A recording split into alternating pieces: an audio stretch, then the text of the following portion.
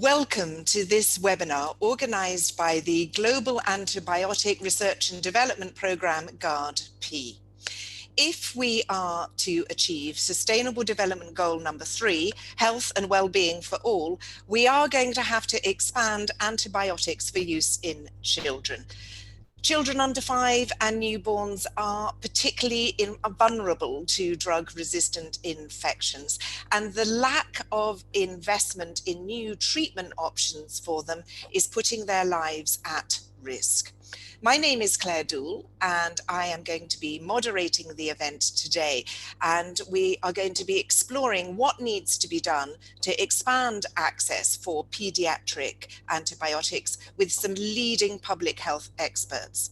In the second half, I shall be talking to the Executive Director of GARD-P about the lessons learnt from the COVID-19 pandemic preparedness, and what can be done to tackle the silent pandemic of antimicrobial resistance. Do please ask questions. You can do that by using the Q&A box and say who you would like to answer your question. And of course, keep the comments coming in on Twitter using hashtag WHS2020 and also the Twitter handle at AMR, GARD-P_AMR. So that's GARD-P_AMR. But we're going to start with a video which is going to look at the impact of a bloodstream infection, sepsis, on newborn babies.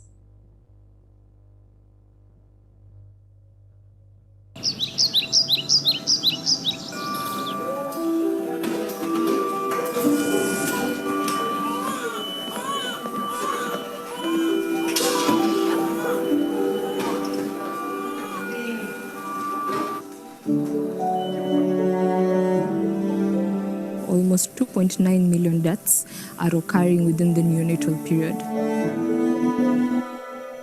A quarter of these neonatal mortalities are caused by neonatal sepsis.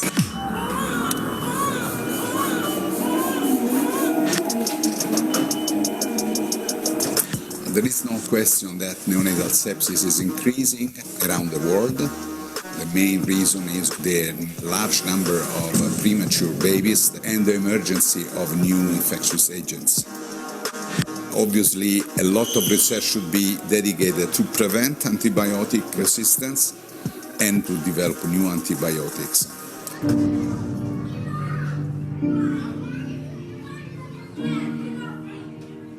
The last antibiotic that was produced and registered was in 1984. Trying to develop a new chemical entity involves quite a lot of work, quite a lot of money needs to be invested. We are trying to see whether we can move it to a larger clinical trial, which would be an efficacy study. We need to make sure that the infection practices within the hospitals are quite good.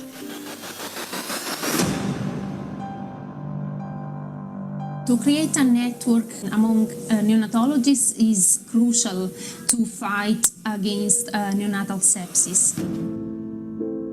We are hoping now as GARD-P that if a baby now actually gets an infection, we have a treatment that actually works and we can have this baby leave the hospital as soon as possible. Antibiotic resistance will be the main challenge of the future.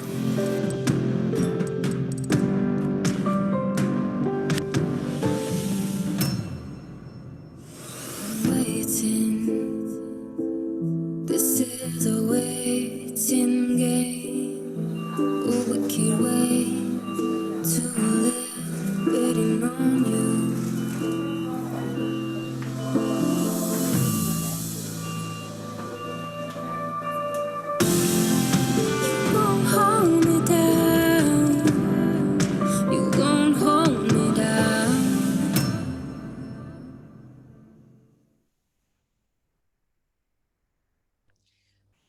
So as we heard there, GARD-P is partnering with St George's University in London and Penta, and has conducted one of the biggest observational neonatal sepsis studies in newborns, and the results are going to be out later in the year. So I'm delighted to introduce you to one of the world's leading neosepsis experts. He's really on the front line of neonatal sepsis infections, and he is Professor Sintambesio Velapi, Head of Pediatrics at the Chris Hani Bhagawant Academic Hospital in South Africa, and a member of the country's neonatal task force. Professor Velapi, the floor is yours.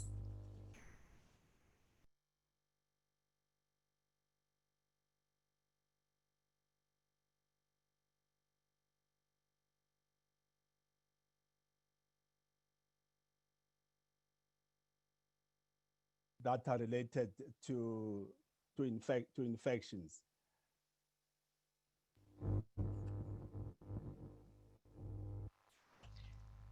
Thank you, Professor Velapi. I wondered if you would like to carry on with your presentation.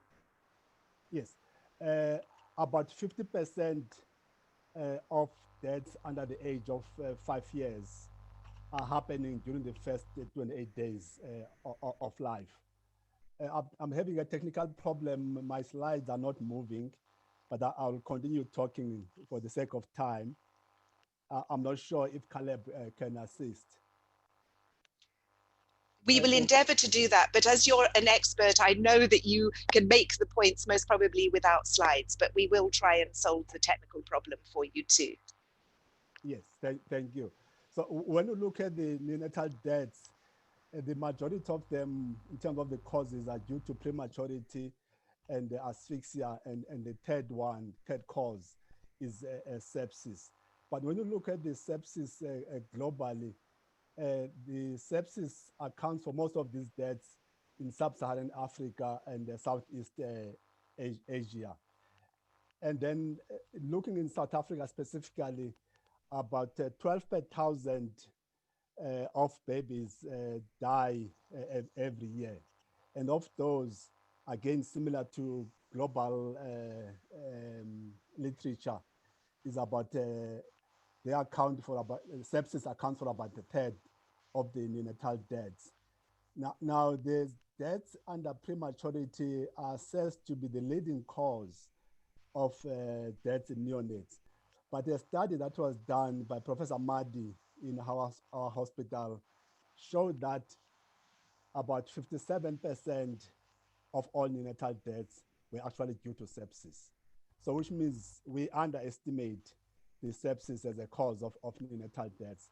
But when you look at those babies who died from sepsis, 70% of those deaths were due to multi-drug resistant infections, which were hospital acquired.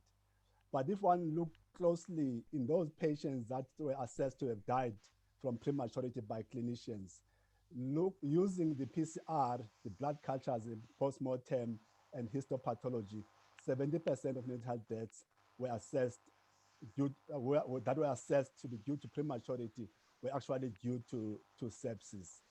And therefore, we need to move fast in terms of reducing neonatal deaths by addressing infections. And of course, primary is to reduce the infections through implementing basic interventions like kangaroo mother care, making sure that each and every neonate is breastfed, especially at least for the first 6 months of life. And of course, hand hygiene in infection control needs to be looked at.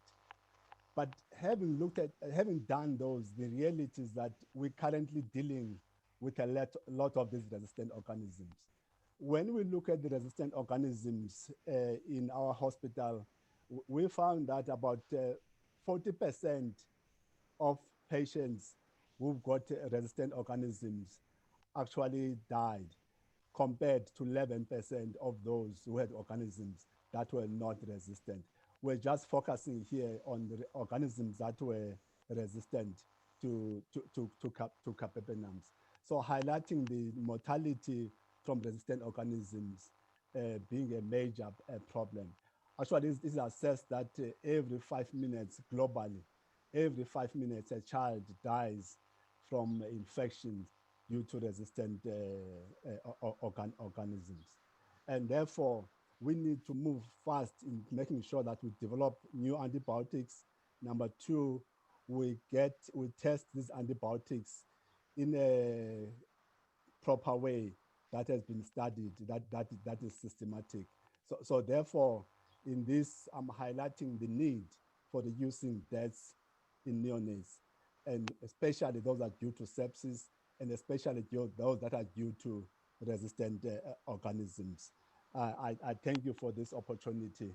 And I also would like to thank my colleagues, Professor Dramoska and Professor Govender, for having assisted me in putting this together.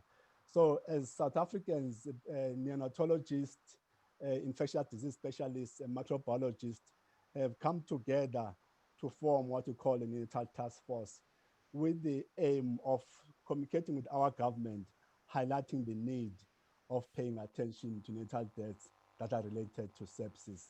And this will include looking at the appropriate use of antibiotics, making sure that outbreaks are controlled, and making sure that there's ongoing surveillance and training and teaching infection prevention and control. I thank you. Thank you very much, Professor Verlapi. And indeed, the situation is very worrying that you outlined there, and the need for fast action. And what I wrote down there was that you said one child is dying every 5 minutes globally because the antibiotic given is ineffective. And of course, one of the solutions is the development of new antibiotics. And I would very much like to bring in somebody who's been working on that and who can give us an overview of the investment into research and development of antibiotics. And that is Elmer Niemuscan, Secretariat Lead of the Global AMR R&D Hub. Elmer, the floor is yours.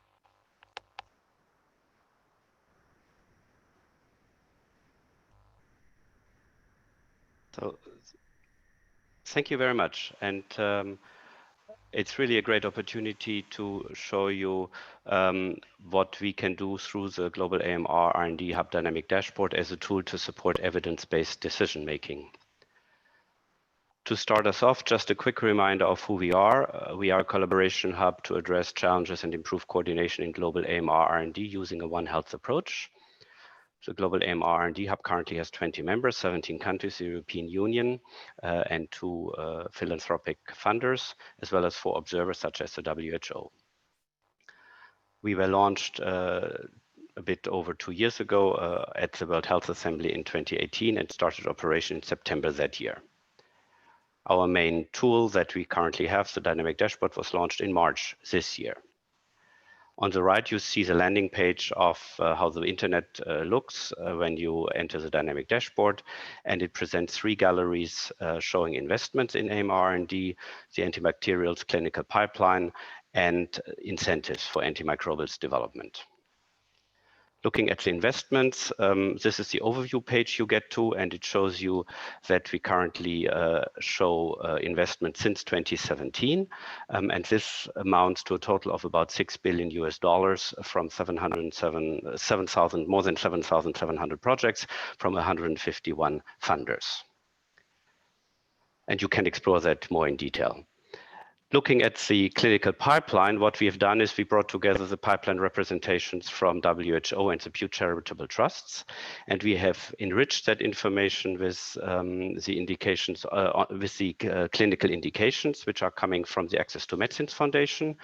On the right-hand side, you see how the pipeline representation looks, and you can actually go to every product and show some details of that.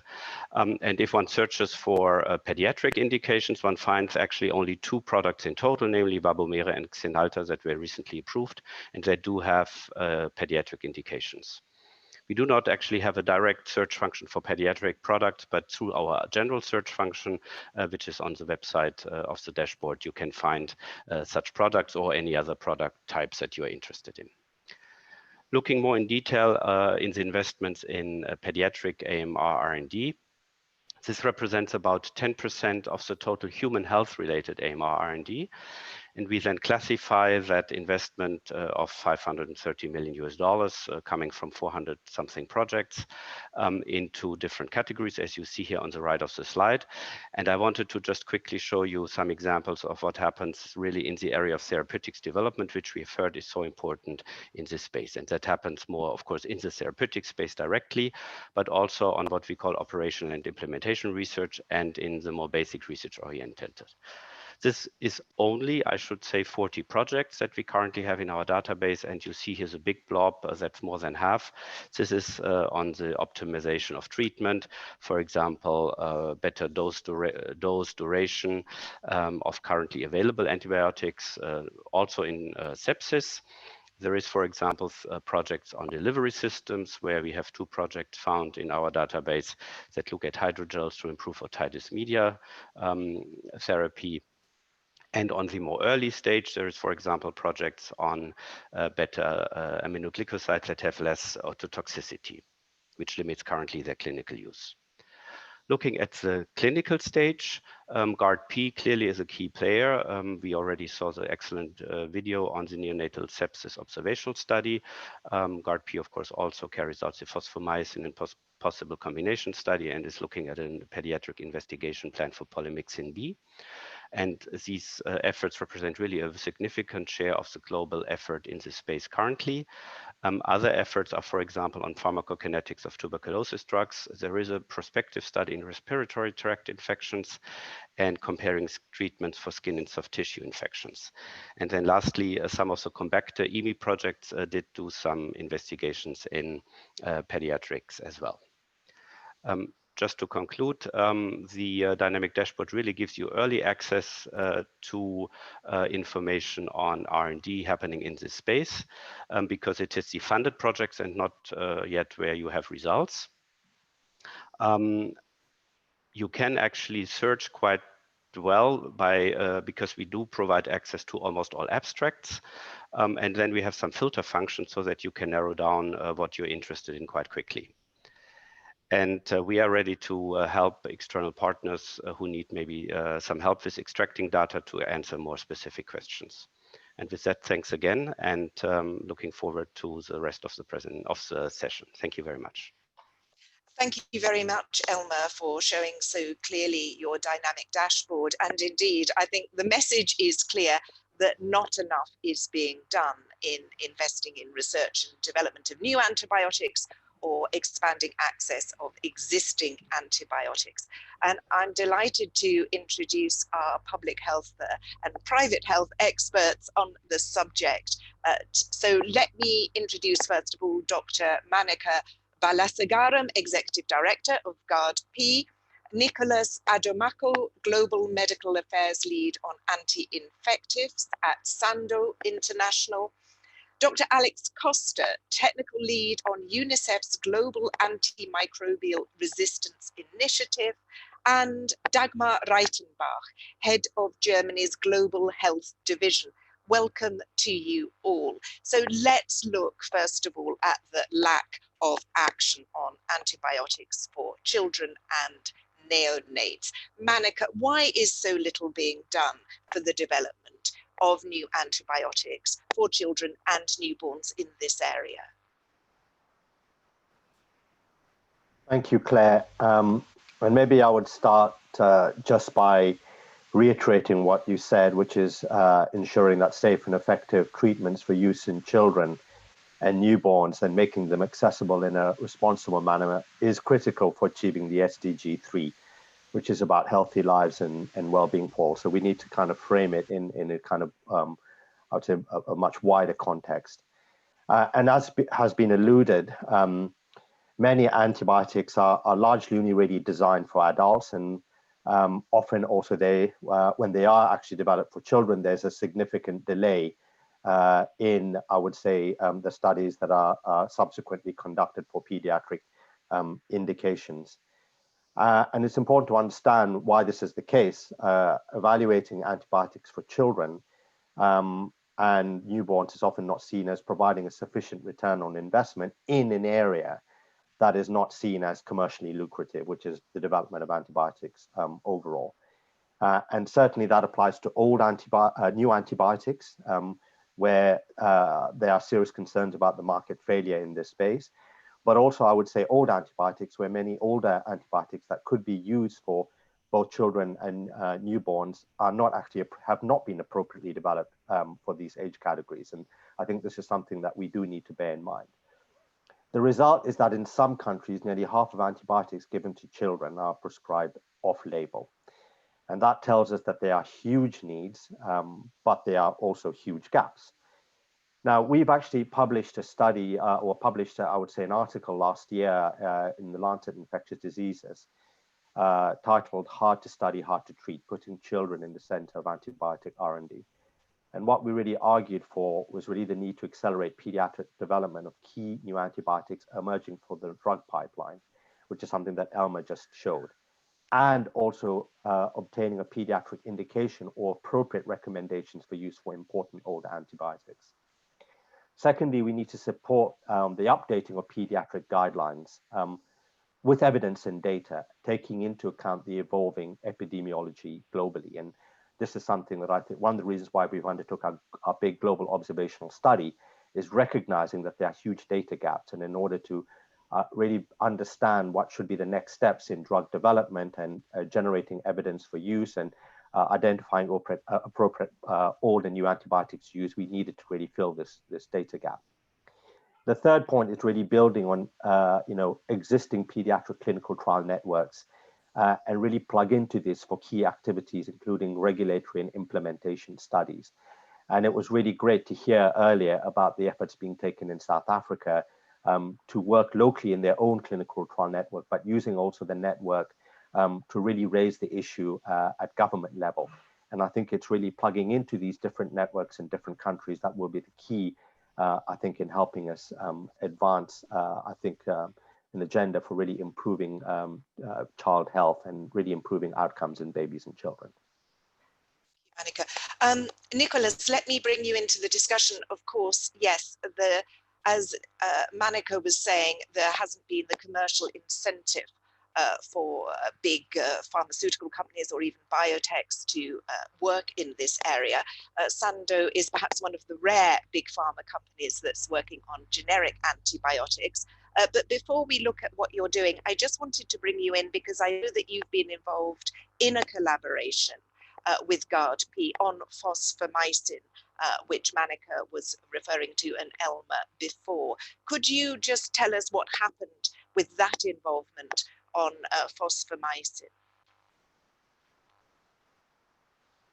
And if you'd like to unmute yourself. Yeah, my computer just told me. Thank you very much, and it's an honor to be on the panel, and thanks again to GARD-P just for this continuing journey as we work together on these challenging issues. Just a couple of words about Sandoz. I think, as you mentioned, we are a division of Novartis. We are a global leader in generic pharmaceuticals and biosimilars, and have a portfolio that extends across a large number of therapeutic areas. And we pioneer and really look to drive access as our key purpose, if you like, of quality medicines, and really trying to reach last mile as much as possible. Specifically within the antibiotic space, we have a clear heritage. We discovered the first oral penicillin in 1951. We have a range of over 150 patents in this space, and have continued to pioneer with antibiotics over the last 70 years or so. And if I could just say, we for instance are the largest provider of oral penicillin in the globe, and have the last remaining vertically integrated production site in our site in Austria. And so, Nicholas, you've been working. Yes, I'm sorry. You've been working with GARD-P on Phosphomycin. Yes. If you could just tell us what that collaboration was, and then we'll come back. Yes. To what you've been doing and getting access to the generic antibiotics. Absolutely, and just those scene setting points were just to say, our position in terms of being well positioned and aligned, if you like, to provide this kind of support. So with Phosphomycin, this was a product that has been recognized as it's a very old antibiotic, first discovered in 1960s or so, and has not had a huge amount of use, but it is now being revitalized. The value of this product is being recognized for use in some of the priority organisms within the WHO list. We, as Sando, tried to put together a project where we would bring back Phosphomycin, but in a novel form. The old formulation of Phosphomycin has a very high salt content, and this can cause issues to do with fluid overload, certainly in hypertensive or patients with cardiac failure, and potentially also in neonates. So we've been working internally to try and do some adaptive development on this molecule to change the salt formulation, take out the salt, and provide a more user-friendly and molecule that has less adverse effects. And the idea was really to provide this molecule, once developed, for the GARD-P programs that are looking at using Phosphomycin in neonatal sepsis. Now, unfortunately, we've been unsuccessful in that. We've had a number of attempts, gone through some toxicology studies, and found that to be challenging. And I think that really exemplifies, the issues here with trying to modify molecules. But we still remain interested in that molecule. Certainly, we'll be looking to use our access capabilities to try and ensure that Phosphomycin is made available for these kinds of studies and for future use. Yes, indeed. And Manika's nodding his head there. I mean, it just shows perhaps the challenges of working in this area, Manika. But what lessons did you learn from the collaboration with Sando on that particular molecule? Very, very briefly, and then I'll go back to Nicholas. Yeah, just to say that we are still extremely interested in Phosphomycin as an option to treat neonates and young children. And I think that the value and importance of Phosphomycin is being increasingly identified as, I think, a good option, a potential option in addressing antimicrobial resistance. So we've actually done not just a clinical trial in neonates, where I think the study has obviously continued to encourage us to keep moving on this project of Phosphomycin in newborns, but obviously also conducted non-clinical studies in the combination using Phosphomycin in combination with other older antibiotics.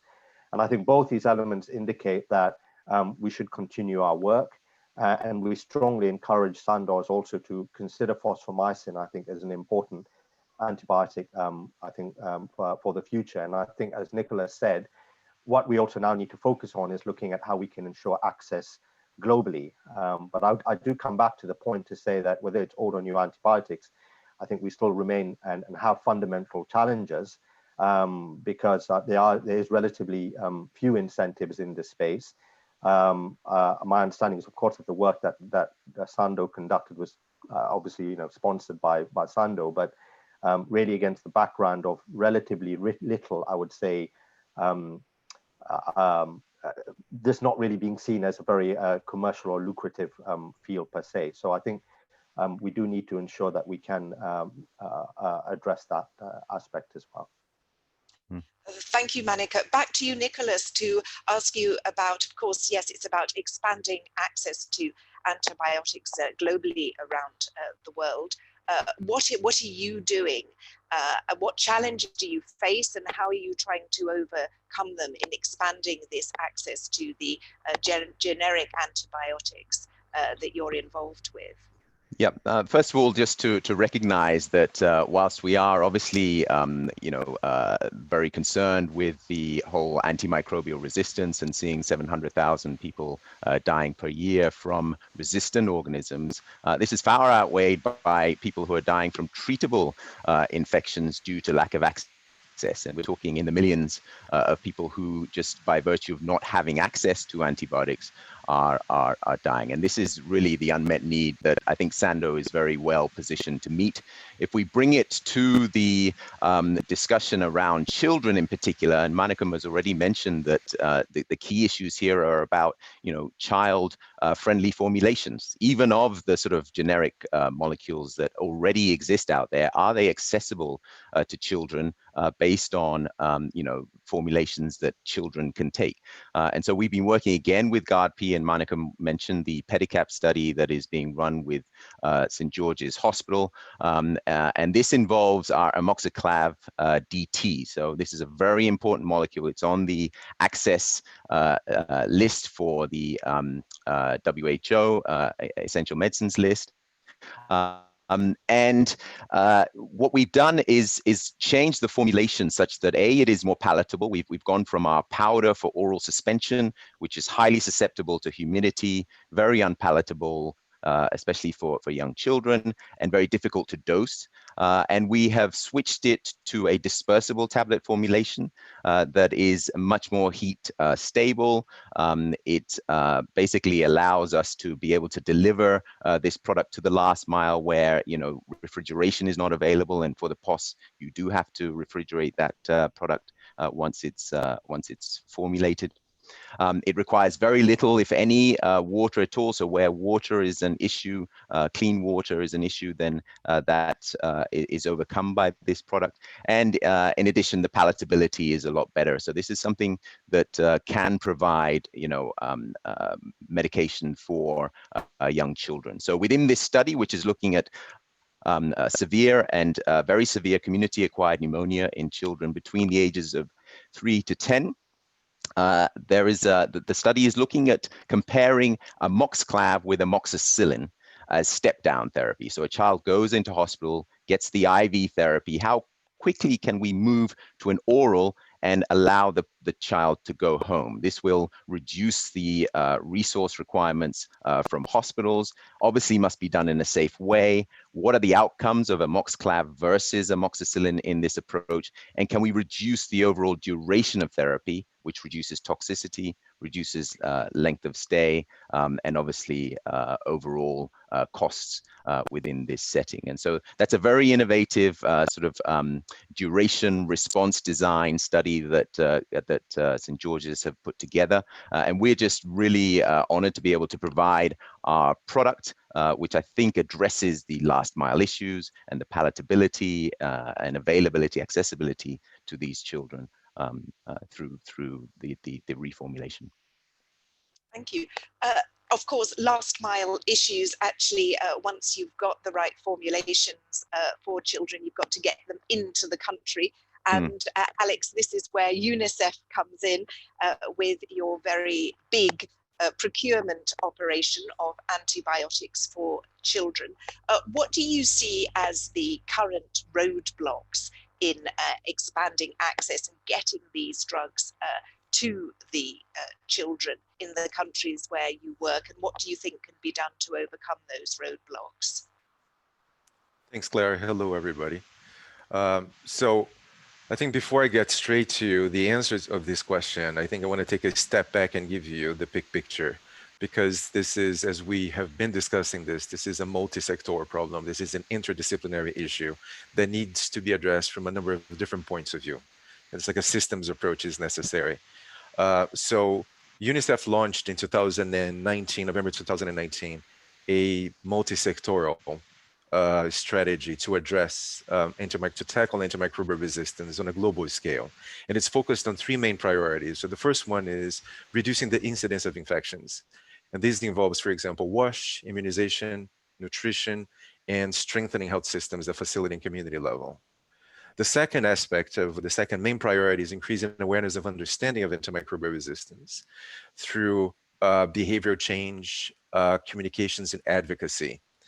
And that's driving basically behavior change, policy change, and funding and public actions to tackle AMR. This is going to happen both at the global level and at the national level. And then the final point, which is exactly what the answer is to your question. So where does UNICEF come into this architecture that we are discussing right now? And that is in promoting access to and optimal use of antimicrobials. And this is going to happen in a number of different levels. At the global level, through market shaping. UNICEF, the supply division, is the largest development and emergency procurement agency, which has the ability to secure volumes and ensure the quality of drugs, especially with so many counterfeit drugs in the market, and also reduce the cost associated with these drugs. And at the same time, deliver these drugs and diagnostics as well at the country level to the user. So this element of the response is actually how we see this fitting very well in what's happening in this discussion with the development of the science, the adaptation of formulations, the pre-qualification of these drugs possibly by the WHO or for this use by the WHO. And then UNICEF can include this in our supply division catalog to be accessible by the drugs. By doing this, we'll secure the volumes, we'll stabilize some of these markets, and we assure the quality of the drugs and the delivery all the way to the user at the country level. But as we all know, if we don't proper use these drugs, so supporting stewardship programs at the country level, if we do not use these drugs rationally, it's a matter of a very short time until resistance to these drugs emerges, as we have seen happening many times in the past. So a complementary action that we have at the country level is to support stewardship programs at the front line to ensure that these drugs are used for the use cases that they are appropriate, and that we secure the safety and efficacy of these drugs going forward. And I think the final Alex, point I would like to make, yes. I'm going to move on to multi-sectorial approach, if that was your final point, because I'll bring Dagmar in.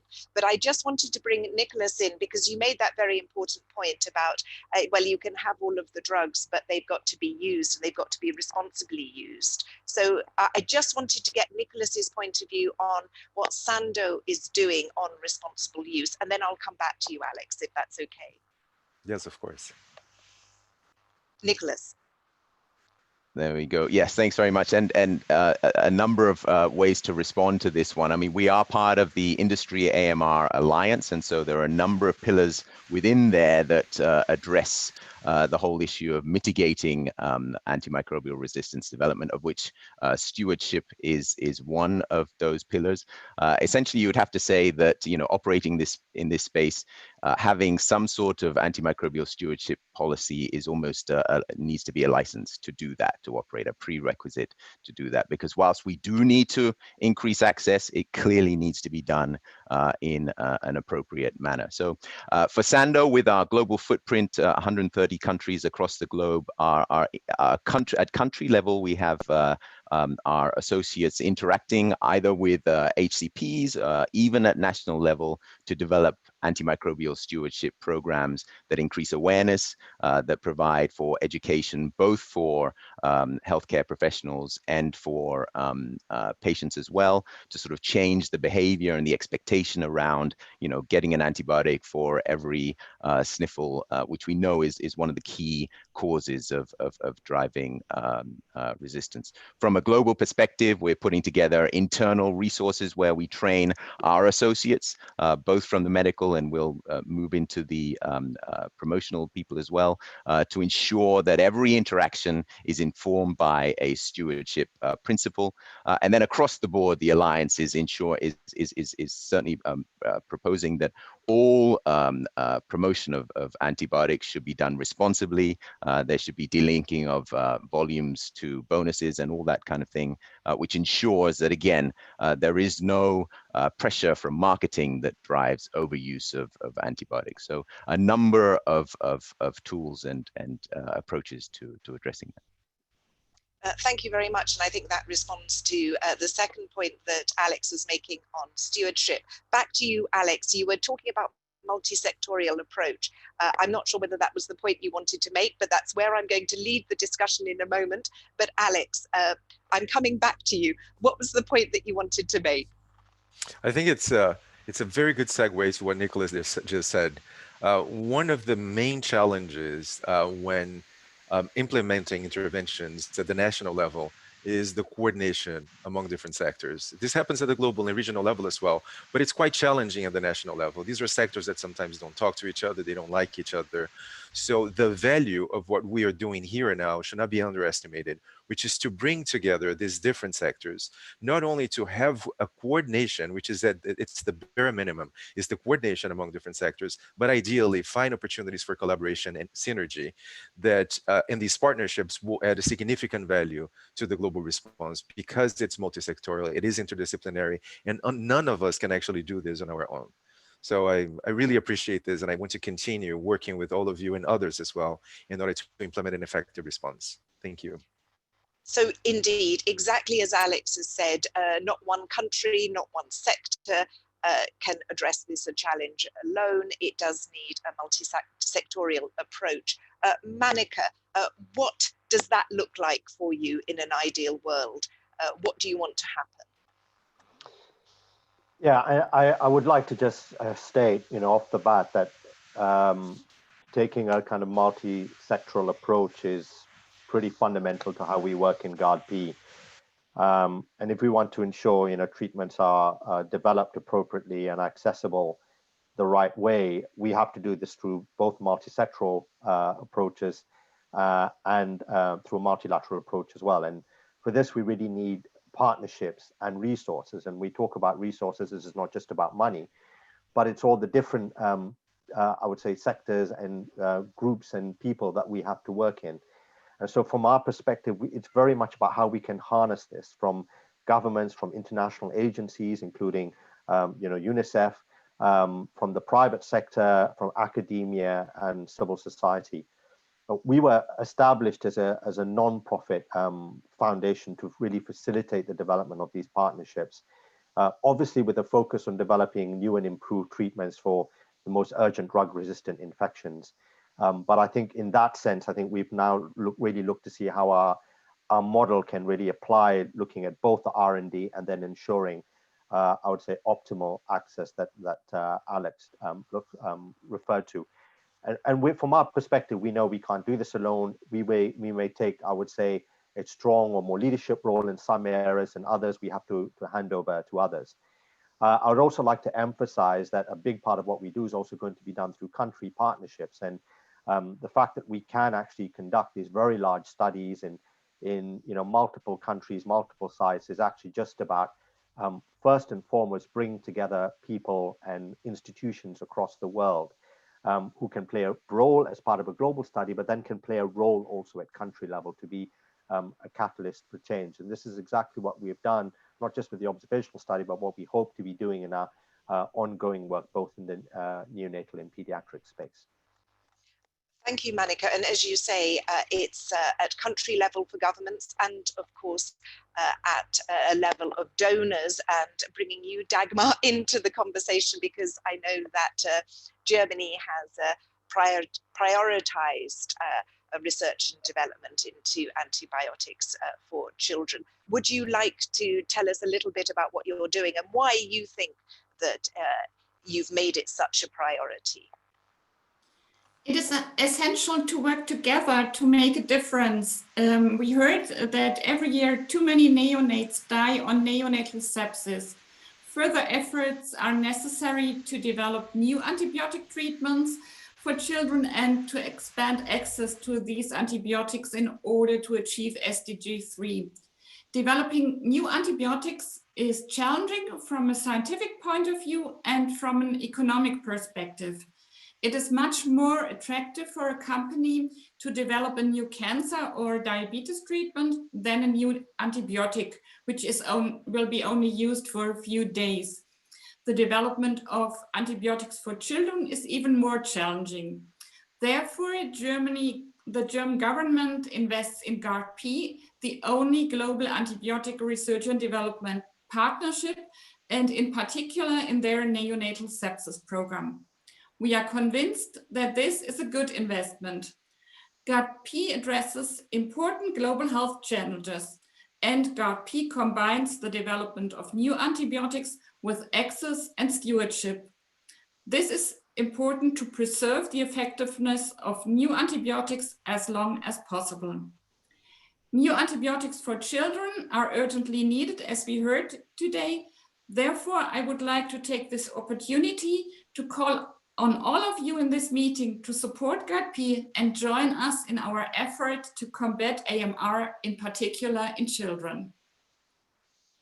Thank you very much, Dagmar. And I'm just wondering, where do you think that Germany can use its influence with other countries' health ministries to get them to take so seriously as you are doing the need to expand access to antibiotics for children? Germany is a reliable partner in global health. Since decades, we advocate for strong and resilient health systems that can meet a wide range of health challenges and enable health for all. So we put AMR high on the international agenda during our G7 and G20 presidency, and will continue to engage with partners on this. And so we will continue working with our partners at WHO. So I think having put AMR on the international agenda and working on this for years, so I think so other countries know we put our money where our mouth is. So we are reliable, and we will continue working on this with partners. Just picking up on the pharmaceutical industry, what more would you like them to do in this area? I know that there has been the development of an AMR action fund, but how do you see that going, and would you like to see more of an investment by the pharmaceutical industry?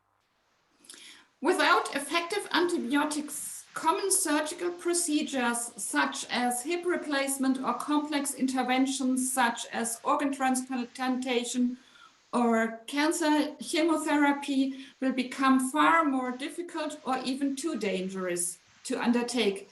Therefore, we need new antibiotics which address the priority pathogens from the WHO priority pathogen list. And the AMR Action Fund from the industry is an important milestone. It is a clear commitment from the industry. It is a great opportunity to working together and develop new antibiotics, which are urgently needed. And I do hope that GARP and the AMR Action Fund will join forces. Nicholas, I just give you a right of reply if you would like to say anything about the AMR Action Fund or what the industry is doing as a whole to expand access very quickly. I mean, before I go to some audience questions. Sorry. Obviously very welcome in terms of the funding that is being provided, but I think most of us have already pointed out the need for a sustainable pipeline, and what we're seeing at the moment is short fixes, if you like, things that tide us over until we get the systems right, the market dynamics right, and a lot of it really has to do with really targeting those market dynamics to provide a more sustainable pipeline. Our existing clinical pipeline really falls short, and the WHO assessment of that, along with that from Pew, clearly indicates that the clinical pipeline is lacking. There's a lot more innovation in the preclinical pipeline with really revolutionary new therapies using phages and antimicrobial peptides, etc. But a lot of that weight is being carried by very small biotechs, small and medium sized biotechs, and there is a long way to go to get the sort of 200 or so molecules that are currently in that preclinical space across all the various valleys of death into the commercial space, at which point we already know what is awaiting if we don't really fix that market dynamic. So there are sort of some really core fundamental things that need to be addressed, and I think we've discussed them many times at meetings like this. But in the meantime, we do what we can. From a generics point of view, we see there's still a lot of value in our generics portfolio. Certainly expanding better use for pediatrics is key. This is a sort of therapeutic orphan population, and really making sure that we provide, for generics that can be used in that space, I think makes a huge difference. But ultimately, if we're talking about new antibiotics, then there are really more fundamental things around market dynamics that need to be addressed here. And I'm sure a lot of the colleagues certainly on this line have already been involved in those types of discussions. So. Nicholas, thank you. And before we take some questions from the audience, I just wanted to go back to something that Alex said about a coordination at national level. And I think you said sometimes they don't get on, the different actors, whether that's from the human health or the animal health sectors. What role do you see for the UN at a national level facilitating those sort of discussions? Thanks for the question, Claire. This is actually something that I was involved in when I worked for 6 years at the country level.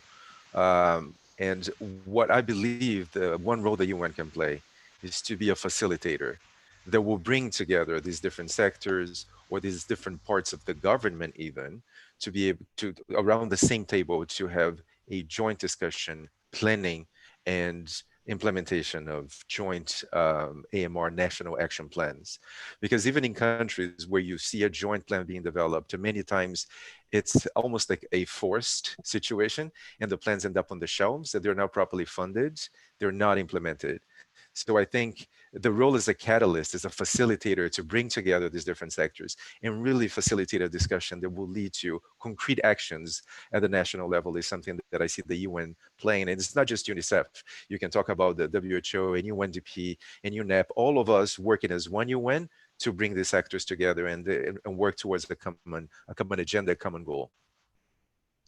Well, thank you very much, everybody, for each of your sectors giving your view on what needs to be done in each sector, but also the need for a multi-sectorial approach. And we can see that my colleague Caleb has come into vision because Caleb has been monitoring the Q&A box. And I'm going to ask Caleb if you can identify a question and say who it is for on our panel to answer. Thank you, Claire. I would like to direct our first question to Monica. You have mentioned the critical role of partnerships, multi-sector and multilateral partnerships in developing and expanding access to treatments for children. We've heard today from government, from the UN system, from academia and the private sector. Could you speak a little more on what you see as the role of civil society and what role they should be playing in terms of efforts to develop and make available these treatments for children? Thank you. Yeah, and I think one of the things I think to really point out, I think in the AMR space is I think there has to be a much bigger role for civil society actors. This is of course a fairly broad category. We have to think about, I think civil society could be kind of international players and networks and organizations, but it could also be local entities that play a very important role, some of them in healthcare provision, in health policy, and I would say in local country level advocacy. So I think we should probably just bear that in mind and think about the broad spectrum of civil society first. In that sense, I think civil society has a very important role because they are going to be a very important partner, but I think we should probably all be doing a better job in trying to engage more closely with those civil society actors, including at country level, particularly where we are conducting clinical trials and clinical research. That's one issue. And I think civil society can also be a very important ally at country level in helping to explain to governments and policymakers and the scale and the depth of problems we're facing and the impact it has in, I would say, local communities and society. So that for me is another area or aspect of work. But I think there's also a third, which is of course also looking and something that I will refer to in later discussions, which is talking much more about how can we ensure that we prioritize needs of specific populations that are underserved, whether it's because there isn't enough of a economic incentive to look at those populations, or because of scientific or technical or other challenges. And children are very much in this category, and we need, I think, a broader coalition of civil society groups who already are strongly focused on the maternal child health space, as an example, and on the SDGs to perhaps also, I would say, support,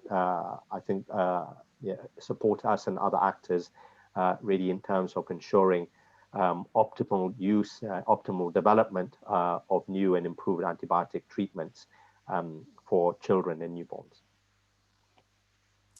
Thank you very much. Other questions that you have for our panel? Yes, I would like to. Oh yes, please, Alex, if you'd like to pick up on what Manika said, especially because UNICEF is a very strong partnership with civil society organizations. I think in addition to what Manika said, I believe I would like to add the resource mobilization components to really work with donors, aid agencies, and financial institutions in order to increase and adopt the AMR lens on resource allocation. This happens at the country level as well. And the other element I think that's very important is the evidence generation. So as we roll out these drugs at the national, the community level, it will be very important to collect information back from the communities to understand what is working, what is culturally sensitive, what approaches should we take, what's practical and effective, and course correct in order to really promote the rational use of these drugs, increasing access to those who need it, while avoiding the irrational use of these drugs at the community level. Thank you. And just to say, please, Dagmar and Nicholas, if there is a point that you want to come in on, please just raise your hand, just like Alex did there. Back to you, Caleb, and tell us some more of the questions that the audience has been asking. Thank you. Well, I think it makes sense to direct our next question again to Alex, which is that antibiotic resistance, as we know, is accelerated by excessive use, including over-the-counter sales without prescriptions, unnecessary or inappropriate use. At the same time, as we've heard, the lack of access to antibiotics for children is a serious challenge, particularly in low-resource settings. How then should we be addressing this dilemma of access versus excess? Well, so this is, I think, a good part of the discussion that we're having now, which is it's part of a pipeline, a complex system that will involve the development of new drugs, the repurposing of older drugs for pediatric use through pediatric formulations, then the proper regulatory approval, and at that point, the addition of these drugs in the catalog that, for example, that UNICEF has through the supply division. And at that point, countries will be able to access these drugs, especially low and middle income countries, through our pool procurement mechanism with favorable terms and lower costs and ensured quality. And we'll be able to deliver this to the front line. Then we want to work on stewardship in order to, so this is the access component, right? So we're basically working in partnership with all of you in order to increase access to these drugs to the front line, especially in low and middle income countries, and working with governments in order to regulate the use of these drugs appropriately.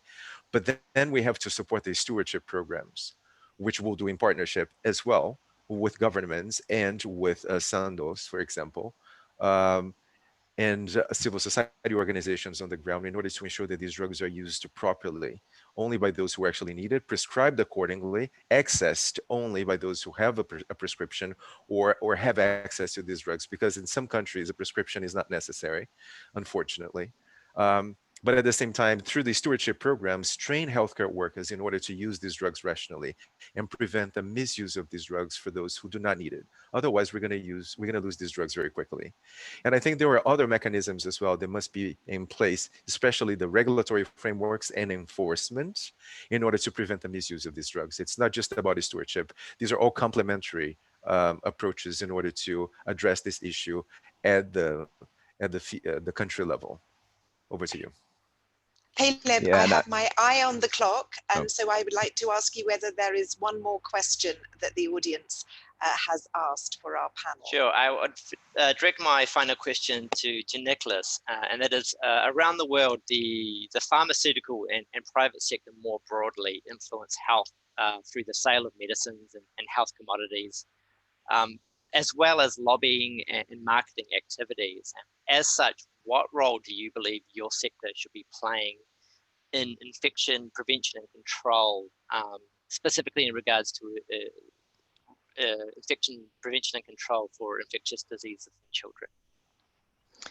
Again, a good question, and one I think that we have again been trying to address throughout this particular discussion. You know, operating in this space requires that we use antimicrobial stewardship as a tool to ensure appropriate use, and that we don't fuel this arms race, if you like, as we've seen between you know, our drugs and the bugs, who are you know, just we're essentially challenging their evolutionary instinct when we overwhelm you know, ecosystems with our products. So it's important that we do this responsibly, and I think Alex and Monica have discussed the multi-sectoral approaches, etc. I would only add that, you know, we really need to be more meticulous about these things. We really need to use sort of risk assessment type tools just to look for where the you know, the vulnerable parts of supply chain, if it is going through the country, looking at where the opportunities exist for inappropriate use to occur, and really trying to plug those. So it really requires a sort of meticulous, systematic approach of risk assessment and then mitigation factors to make sure that wherever we're operating, wherever we're providing a product, we are doing so in a responsible manner. Thank you very much, Nicholas. Thank you, Caleb, for collating those questions as they come in. And we're going back to you in the second part of this program. Thank you. What I am going to do, it's that moderator's trick that you most probably all hate, but we've mentioned the fact that we are encouraging people to tweet at hashtag WHS2020, and also using the Twitter handle of @GuardP_AMR. So it's that tweet question, and let me go round to all of you. Alex, if there's one thing that needs to be done to expand access of antibiotics to children, as a tweet, what would you say? I'm just going to frame the idea, which is exactly what's expressed through this session, which is the key importance of collaborations and partnerships in order to address a multi-sectoral problem from a number of different angles. We should focus on our common goals and really support access, development and access of antibiotics to children. Thank you, Alex. Nicholas, your tweet. Oh, and please unmute yourself. I was about to say I might copy Alex's, but I would only add to that you know, that the risks from this are shared by all of us. But really, we're struggling with the ownership, and I heard Monica discussing, you know, the aggregator role, if you like, of GuardP, and it can only go so far. I think we really need to get behind some of these models and really allow the ownership to happen there, because at the moment it's a sort of enthusiastic volunteerism without the professional accountability. And we really need that ownership piece to bring that accountability so that we can really make, you know, solid progress in this area. So that would be my very, probably I've ran out of characters quite quickly there. Monica, your short tweet. Well, just to say, and I've said this before, we'd very much want to see, you know, babies and children being put in the forefront when we talk about priorities. And we think this is a population that has been disproportionately impacted and disproportionately, I would say, neglected, and it's time to change that. Dagmar, the final word goes to you. And please unmute yourself. It's time to take action all together for the benefit of children. Beautiful and concise, a headline indeed. Thank you very much, everybody, for contributing to this discussion on how we're going to expand access of antibiotics to children. Thank you to Professor Felapi, to Elmar Niemerskan, to Nicholas Adamako, to Monica, to Alex, and to Dagmar. We're now going to move on to the second part of the discussion. So I would like to ask Dagmar to stay with us, as well as Monica. In that we've heard about the threat that bacterial infections pose, and that we need new and effective treatments for all. And in fact, drug-resistant infections have been called an invisible pandemic or a silent pandemic, even though it claims more than 700,000 lives every year, as this video now shows.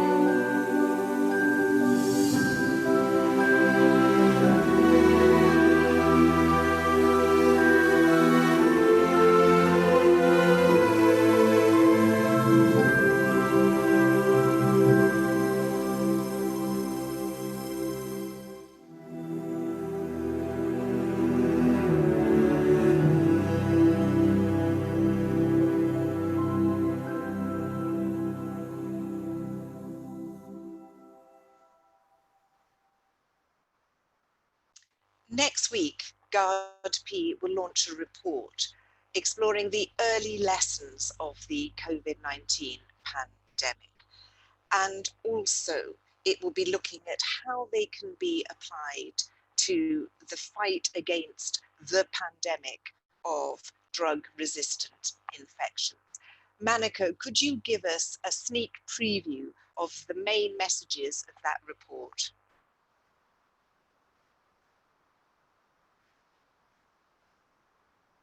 Thank you very much, Claire. And I think probably I'll just give you a kind of overview and summary. And again, this is against really the backdrop of the fact that we are still very much in the middle of this pandemic, and I think there's still, in many respects, a very strong focus in trying to deal with the situation here and now across the world, and I think all the complications associated with that. So this has to be really taken against that perspective.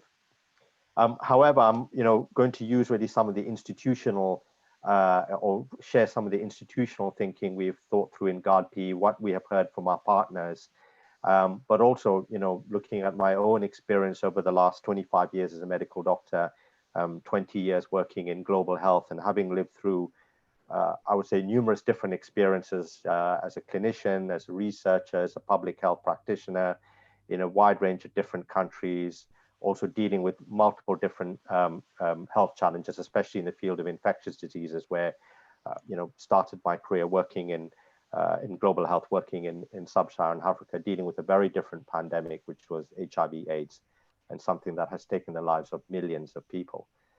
So COVID-19, in a way, really has driven home how our health and well-being are inextricably linked, regardless of where we live. Of course, the impact is probably disproportionately felt in more vulnerable populations.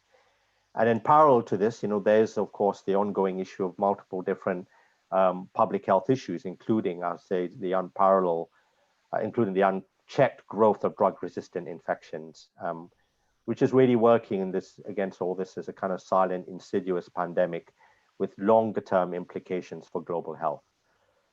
And I think while the world is still feeling the impact of COVID-19, it's important to understand that there are probably some things that we can learn and have already learned. And some of these things are actually quite positive, and I'll go through a few of them. First of all, it is important that we understand, and it's a critical lesson, that pandemic preparedness and response is possible even during a pandemic. We're seeing that happening, live almost. And if you look at the space of research and development, there's really been an unprecedented, I think, mobilization to develop new treatments, diagnostics, and vaccines. So that can be seen as a glass half full, glass half empty, but I prefer to see as a glass, more than half full, I would say. I think there's been really tremendous progress made. I think COVID-19 is also illustrated, and this relates to my previous point, that this can be done through, collaboration and international coordination, and being put together extremely fast without necessarily creating new structures. And I think that's a really important lesson, I think, that we need to learn for when we then look at to see how we want to deal with this in other areas such as AMR. The third point that I would raise is that access has also become a major issue in COVID-19. This is important. Why? For the obvious reasons. For any emerging infectious disease, we always talk about this in a health security context. We talk about countermeasures, but countermeasures are meaningless if they can't be scaled up or they're not accessible. And so for this very reason, both in terms of preventing morbidity and mortality, but also just in practically dealing with slowing down or reversing a pandemic, we start to again now think about access in a different way, or in a way we used to think, I would say, and I'll come back to that in a minute. So just looking at so those are kind of three main points, and then I would say there are some additional reflections that I'd like to make. First, that, I think going forward, it's much more likely that the focus of global health will be shifted towards pandemic preparedness and response.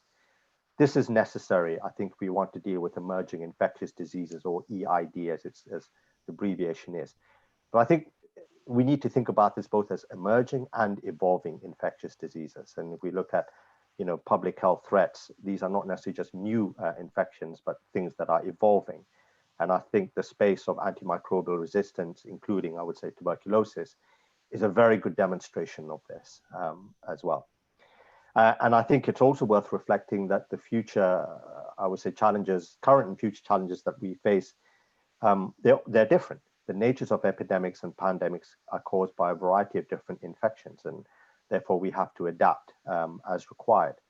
I think in the last few years, we've taken a very strong health security approach to deal with emerging infectious diseases. And this has really been through SARS, MERS, Ebola, and some positive steps have been taken.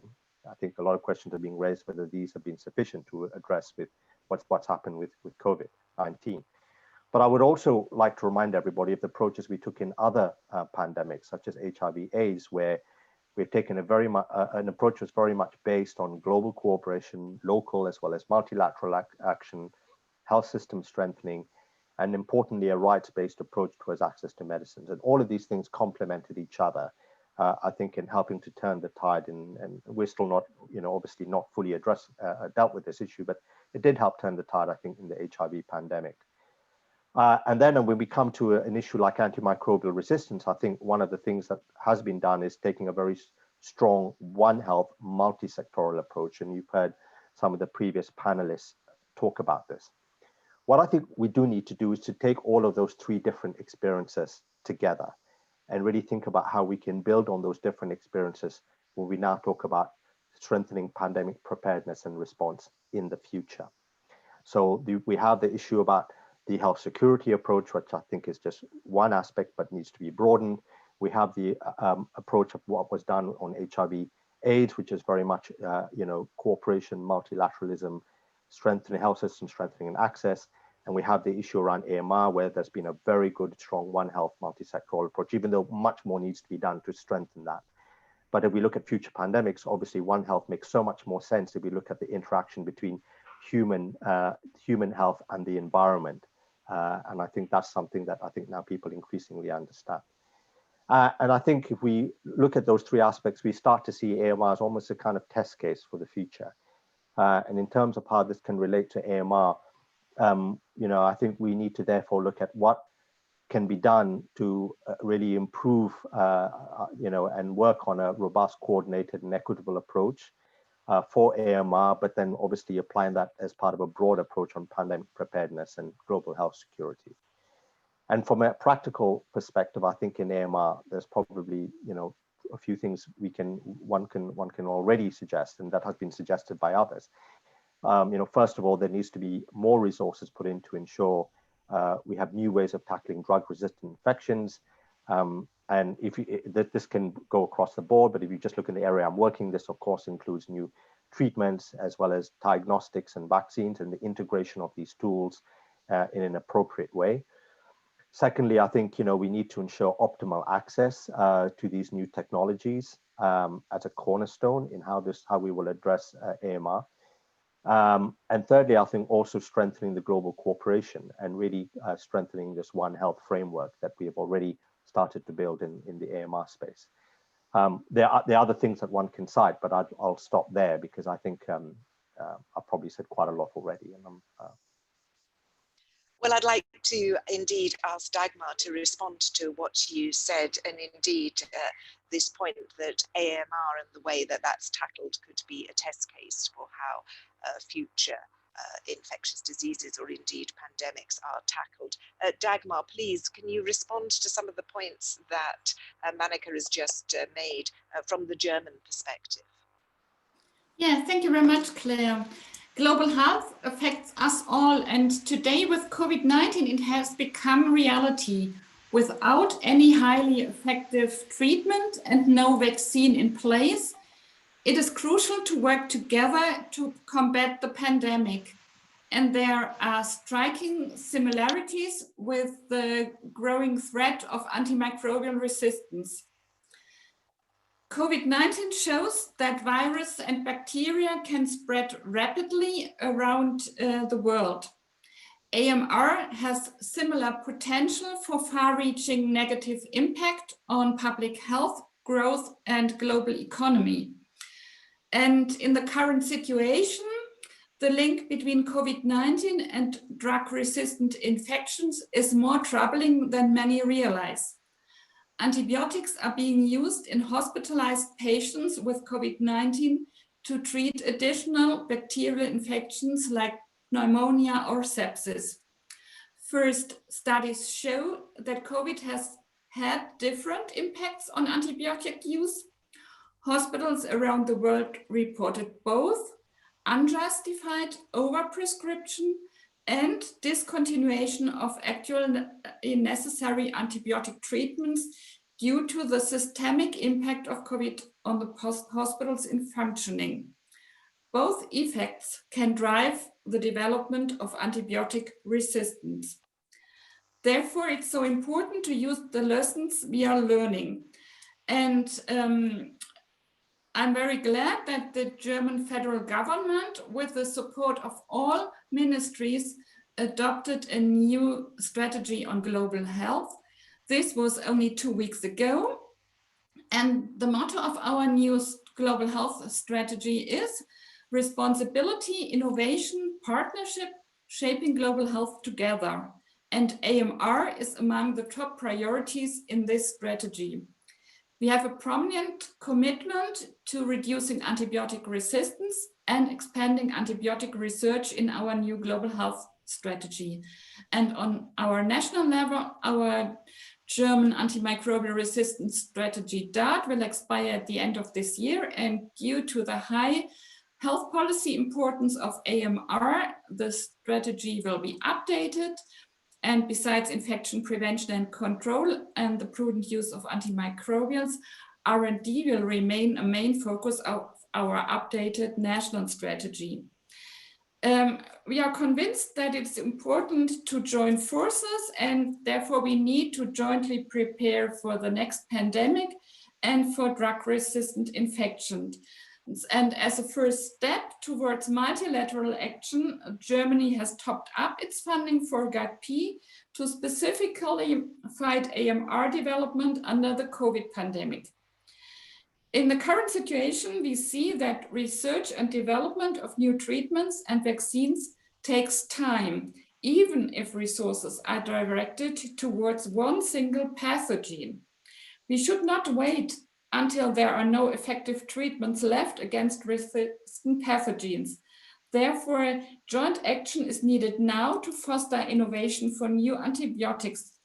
This is why Germany supports the work of the global AMR R&D Hub to improve international coordination and collaboration in global AMR using a One Health approach. And the impressive global response to COVID-19 has shown what is possible. We need to step up our efforts to fight AMR now before it becomes as dramatic as the current pandemic. Absolutely. I will bring Mannika back in a moment, but I'm just wondering whether you have any thoughts, Dagmar, about how governments can have more of a coordinated approach to pandemic preparedness, and what sort of role or greater role you might like to see the WHO play. Improving health security internationally and strengthen WHO are key objectives of our new global health strategy. And we think WHO is the leading and coordinating organization in global health. And in our strategy, we commit to strengthen WHO in this role. And Germany supports the further development of the WHO Health Emergencies Program. I think it's essential to bring people in a country and across countries together to learn from each other and to look for solutions which help us all in this situation. Dagmar, what sort of response has your call for a greater role for the WHO had from other member states? So we prepared a paper together with France, and in our strategy we have this clear commitment, and so many see it as a valuable input in the current discussions, and we try to convince others that we should use this momentum of the pandemic to make decisions, not to wait for many recommendations in the future, but it's time for action now. And so we are working with partners on this together.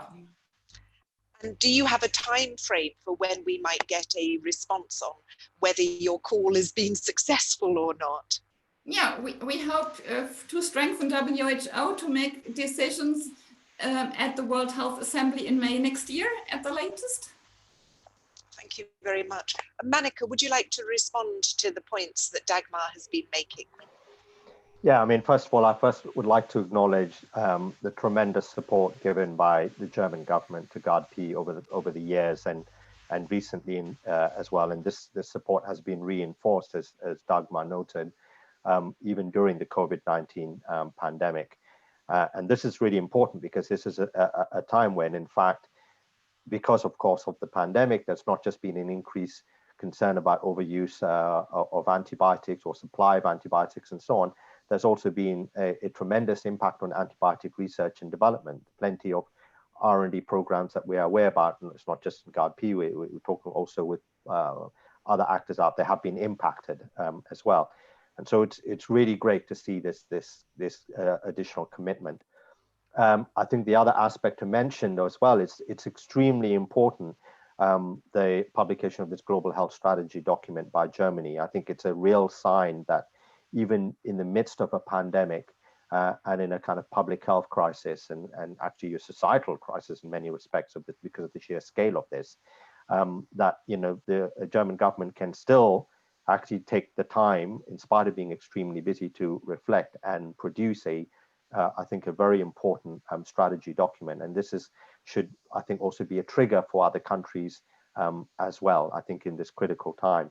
And thirdly, I completely share what Dagmar said. I mean, this is really the time for action, and we really have to, this is part of, in fact, one of the reasons why we've thought about sharing some of our reflections, so to speak, of COVID-19 and how this may impact AMR. I think both, including in a positive way. This is why I think it's time to also look at how we can sustain and actually increase action as well. Thank you very, very much, both of you. I would now like to bring in Caleb, who works for GARD-P and who's been monitoring some of the questions from the audience that are coming in.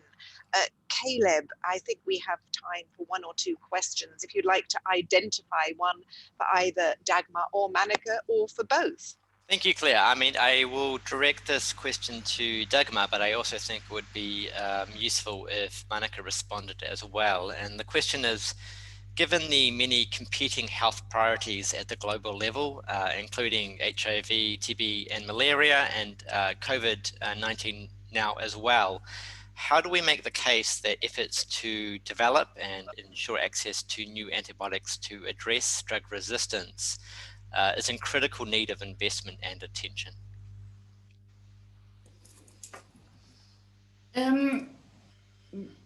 Strengthening health system is an important aspect at country level, and at the global level, we have to do things in parallel. So it's necessary to look at preparedness and to look at how we can combat AMR together. And for all of these efforts, we have to collaborate on the international level. Manaka?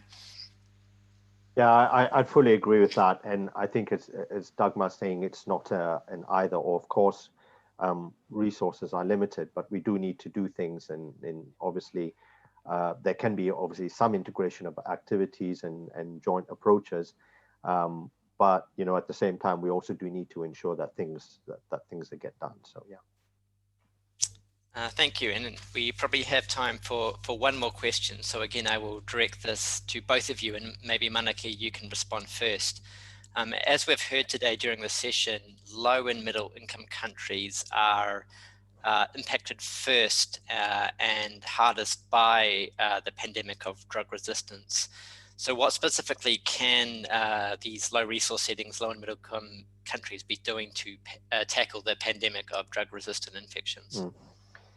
Well, first of all, I should say that if we've learned anything from COVID-19 is that there's no place for complacency. And so, you know, just saying this is a low and middle income country issue when we talk about AMR, well, this is already a global issue. People are dying all across the world, including in the United States and Europe. There's data that's been published both in the US and in Europe on this as well. And it's just, you know, this is just a evolution in a sense. You know, these are infections and pathogens and organisms that are continuing to evolve and change, and this problem will continue to get worse if we don't address it, and it will get worse everywhere. Now, having said all of that, of course, the impact is going to be hard felt in resource constrained or resource limited settings, which is why even in the projects that GARD-P has worked on, such as in our neonatal program, which we kind of profiled earlier, we are working with both high and low middle income countries. We're taking an approach to bring our partners together to share the experiences, share their knowledge as well. We're also looking at how we can develop technologies together between countries, between partners, and this is really important. We as an organization have also sought support from low and middle income countries and emerging economies like India and South Africa, just two examples. And those countries have, you know, made important contributions, not just on a technical side, but also ensuring that we can have some resources at country level, get the right partners around the table, and can work, you know, in the most effective way. So all of these are just examples of what is already being done by low middle income countries. And as we've seen with COVID-19, many of these countries also have responded, I think, in a way that is actually does deserve some attention and credit. So I think, you know, we know that countries can and should contribute. We know that there are different things that countries can contribute and do depending on what is, you know, scale of the problem. But we also strongly call for global collaboration, as Dagmar mentioned, because this is also extremely important, and it's something that's very much within the DNA of GARD-P.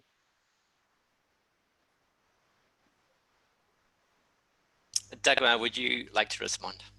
Yeah, thank you very much. Yeah, I fully agree with Monica that AMR is a global problem which affects all countries worldwide. And we have to tackle AMR and different aspects. So infection prevention and control is highly important. We have clean water plays an important role. We have to raise awareness on AMR. So it's not only one single aspect which we have to cover. We have to cover a whole range of aspects, and we need the workforce. So and there we could be successful in the end. Well, thank you very much for answering the audience's questions and being with us. And I think it's very clear that we need to strengthen efforts to expand access to children of antibiotics. We need to tackle AMR, the silent pandemic, and indeed take on board some of the lessons learned from the COVID-19 pandemic. It only remains for me to thank all of our speakers who've joined us today. Thank you to the audience for your very informed questions, and to say to all of you, please stay safe and stay well. Thank you.